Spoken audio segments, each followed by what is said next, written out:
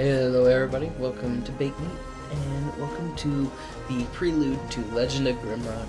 Now this is an after recording because I did lose the audio file unfortunately.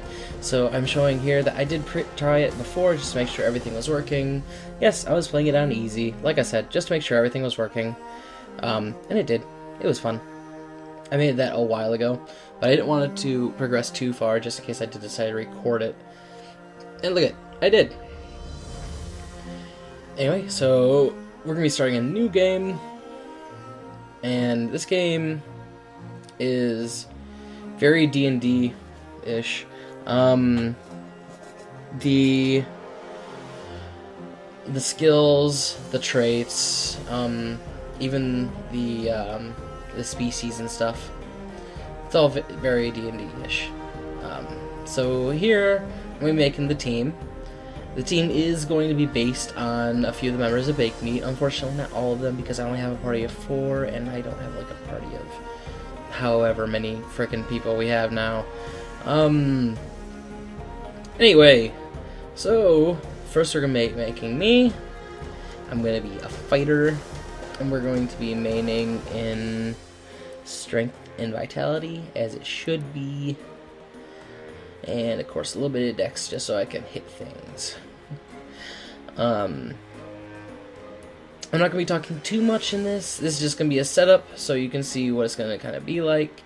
The prelude will end at the end of the intro sequence, because that's when the game crashed.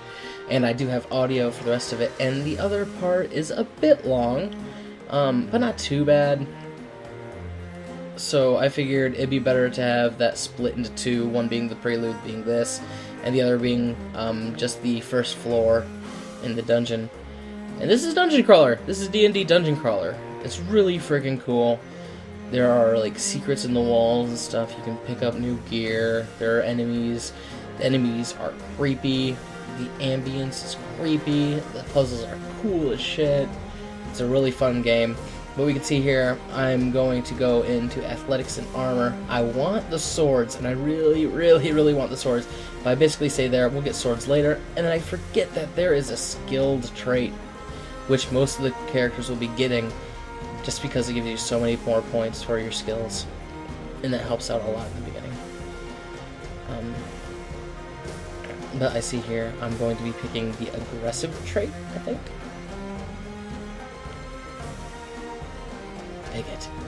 Pick the aggressive trait. There we go. So we pick the aggressive trait, and then we go skilled, because then we're like, oh my god, I can put it into swords. Because those of you that know me, when I play RPGs, I love being the sword guy. I don't like being the axe or the mace guy. I want to be the sword guy. The sword guy. So we're gonna go to skilled so we can get the swords.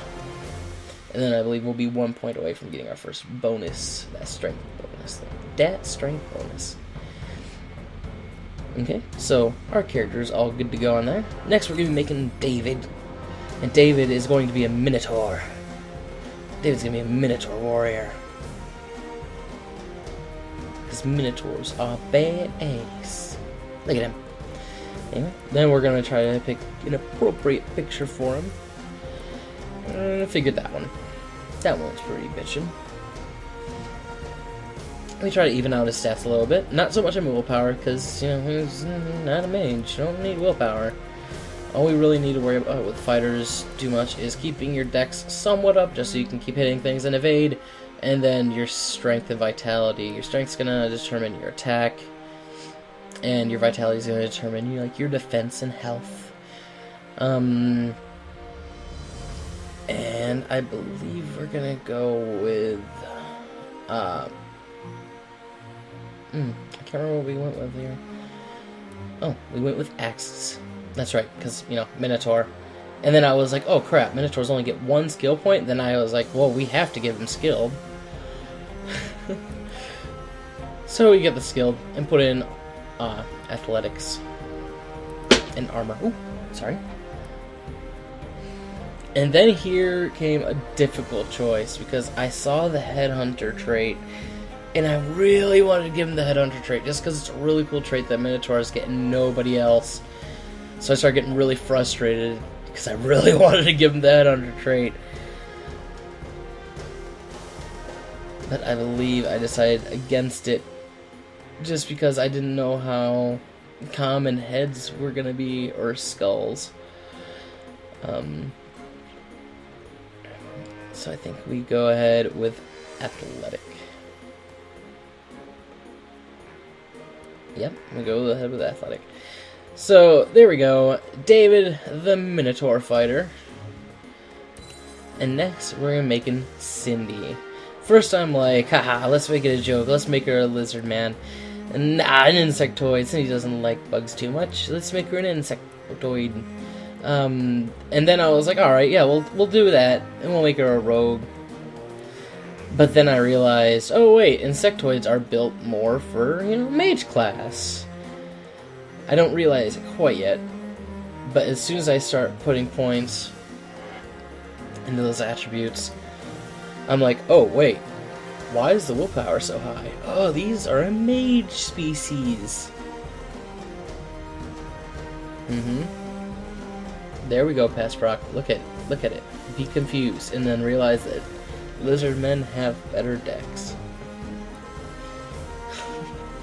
So we eventually go with lizard man for Cindy, and give her that high dex.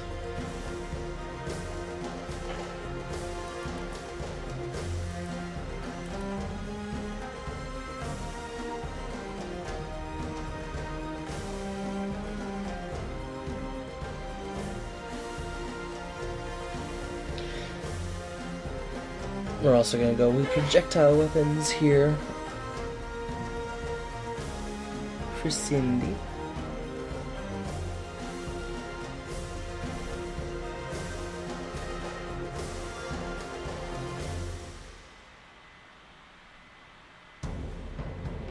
We're going to put a decent amount of points into dodge so she can get her evasiveness up. And there we go again with the skilled trait. Again, sorry to those of you that are like, oh, it's just the same character over and over. I'm sorry, that skilled trait is just too good to pass up. It's too great. So we're looking at that. I looked at the willpower for a second there because I thought that the tough was the strong mind. But then I realized it was, oh, it's health. But Cindy's all set up. Here we're creating Aaron, and since we realize that the insectoids have a higher willpower, we're going to make him a mage insectoid. We're going to give him a decent amount of willpower.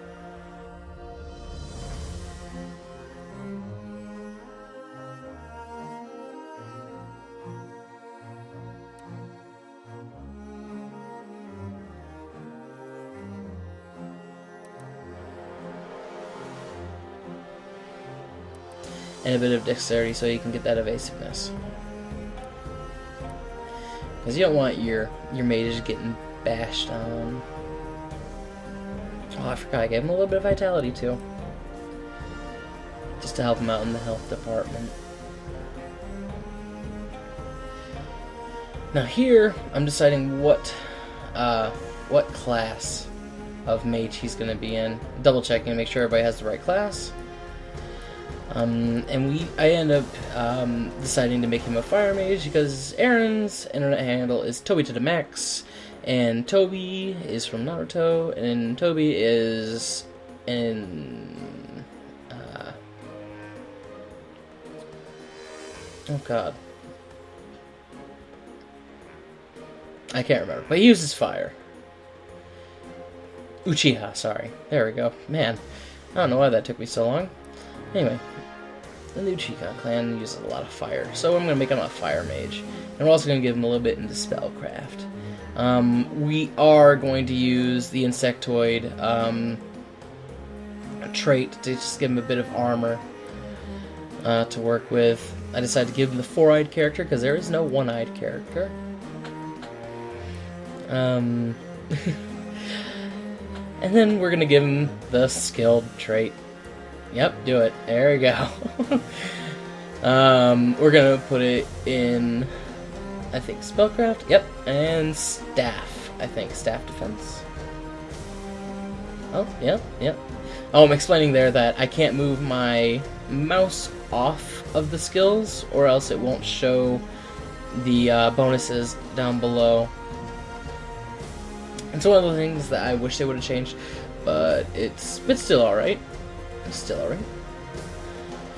Yep, we're gonna go into staff defense. There we go. We have our characters built, and we're ready to go.